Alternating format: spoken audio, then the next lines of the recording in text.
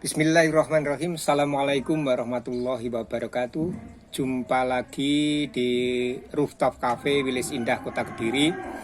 Pada pagi hari ini, hari Ahad, tanggal 3 Maret 2024. Kami ingin membagi pengalaman seputar haji 2023 kemarin.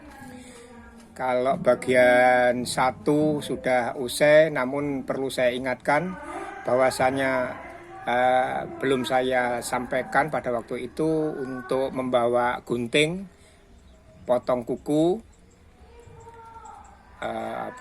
untuk kalau laki-laki ya mungkin kerok jenggot itu.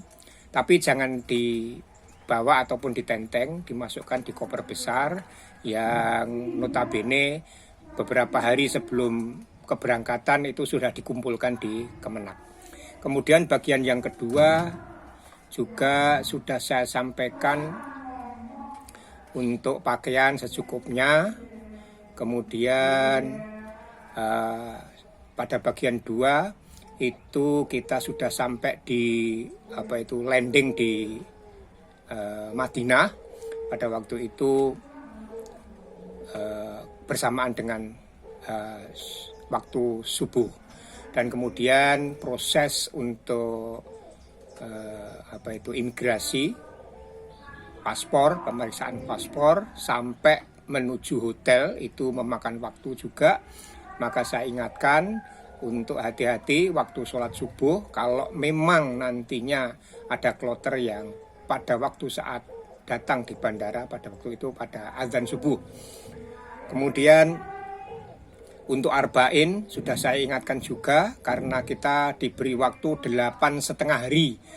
Jadi sebetulnya ada sisa 2 atau 3 waktu sholat.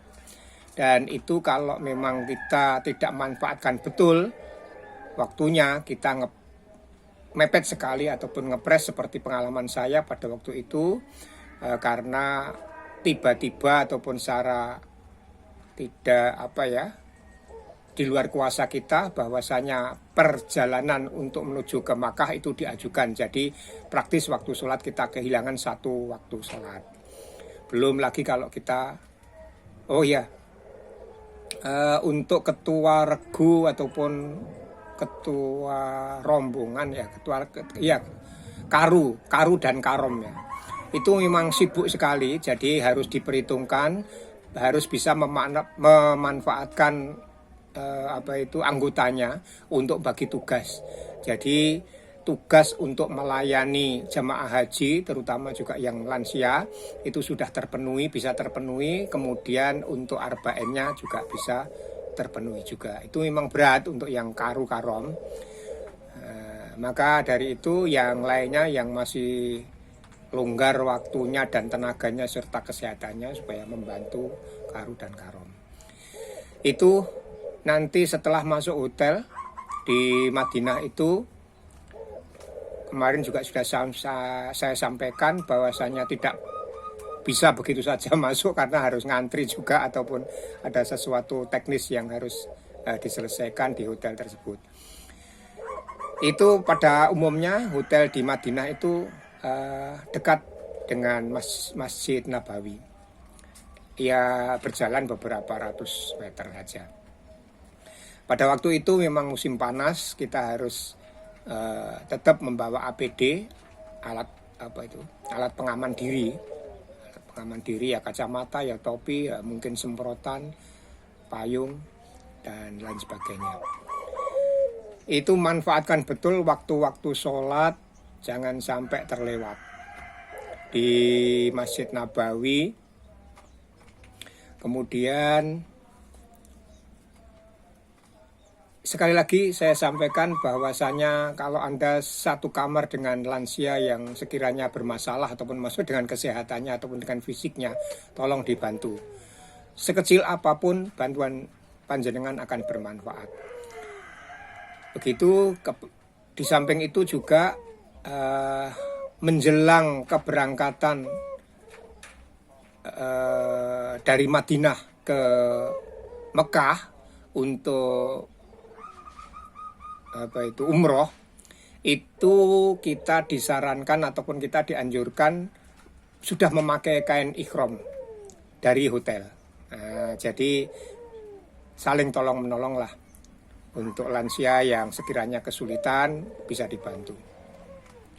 Kemudian perjalanan menuju ke Makkah, kita mampir di Masjid Bir Ali.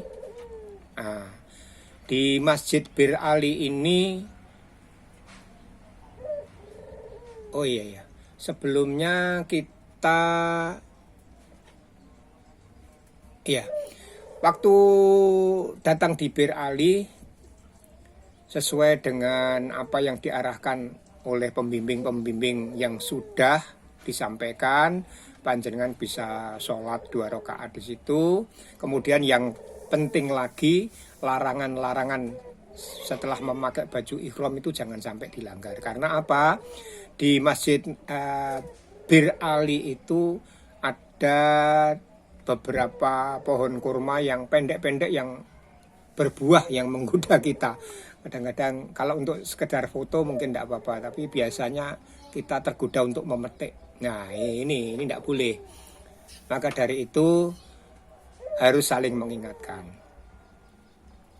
Di Masjid Bir Ali untuk parkiran saya kira tidak masalah, luas sekali parkirannya. Yang penting panjenengan mengikuti instruksi dari ketua rombongan, karena di situ nanti akan ada beberapa pintu yang harus dilalui. Dari Masjid Bir Ali, kalau sudah selesai dengan apa yang sudah panjenengan serap, rukun-rukun apa ataupun kegiatan ibadah apa yang harus dilaksanakan. Di situ nanti akan ada instruksi dari ketua kloter ataupun ketua rombongan untuk menuju ke Masjidil Haram. Kemudian perjalanan cukup lumayan juga ke Masjidil Haram. Bahwasannya nanti sampai di Mekah itu kita menuju ke hotel dulu. Ke hotel kita memasukkan koper-koper yang sudah dibagi di situ. Nah, ini juga memakan waktu juga. Saya ingatkan kembali, koper panjenengan sebelum dikumpulkan di Kemenak pada waktu di tanah air itu supaya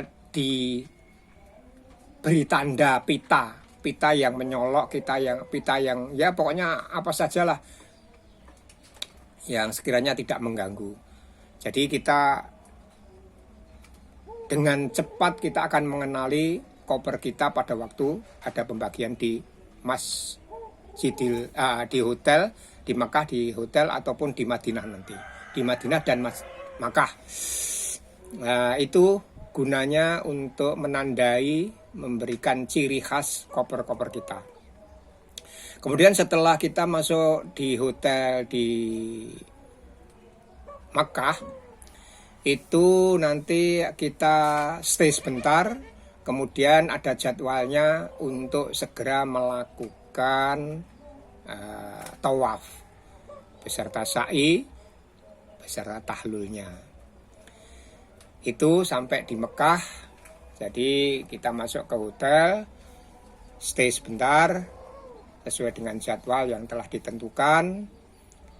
Nanti panjenengan akan dibawa bis sholawat menuju ke Masjidil Haram untuk melakukan tawaf, sa'i, dan tahallul.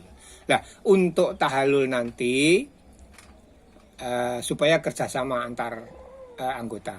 Jangan mudah untuk meminta tolong di sana yang meminjamkan gunting ataupun apa sebagainya. Itu karena nanti banyak sekali modus-modus yang ingin memeras di sana juga ada. Dimintai nanti berapa uang lah. Itu kemudian kalau nanti setelah tahallul itu artinya kita sudah terbebas dari larangan-larangan memakai baju ihram. Jadi kita sudah bebas. Kemudian setelah itu bisa panjenengan kembali mengikuti rombongan ke hotel, bisa juga untuk tawaf sunnah ataupun masih berada di Masjidil Haram. Itu tidak apa-apa. Jadi tapi dengan sepengetahuan ataupun izin kepada ketua rombongan. Jadi nanti tidak dicari-cari ya, kok ada yang kurang nih kelompoknya ataupun regunya.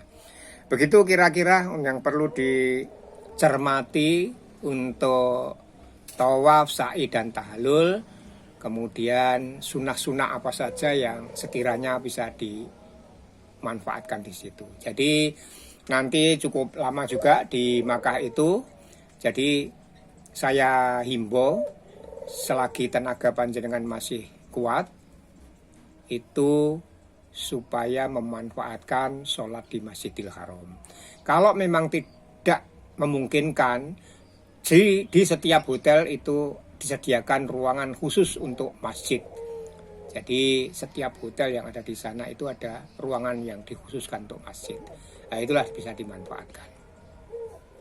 Itu barangkali yang perlu saya sampaikan untuk sampai di Makkah, untuk menunggu kita tanggal 9, 10, 11 dan seterusnya kegiatan wukuf di Arafah. Saya kira itu dulu yang saya sampaikan. Ingat, jaga kondisi karena pada waktu itu ataupun pada saatnya nanti di Mekah itu cukup lama juga. Jadi harus hemat tenaga, memperhitungkan kesehatan. Jangan lupa makan yang sudah disediakan supaya dinikmati.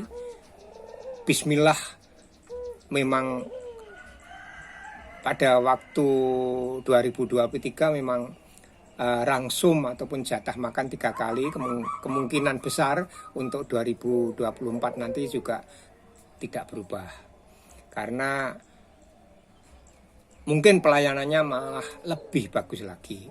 Jadi asupan nutrisi yang harus dibutuhkan tubuh kita sudah diperhatikan. Kemarin saya juga menghimbau untuk membawa sambal pecel sama mie gelas rentengan. Itu gunanya kalau memang terjadi di diri kita nafsu makan kita berkurang, maka itu bisa untuk menggantinya. Terima kasih. Sementara itu dulu. Billahi taufik wal hidayah wa ridha wa inayah. Semoga ini manfaat. Assalamualaikum warahmatullahi wabarakatuh.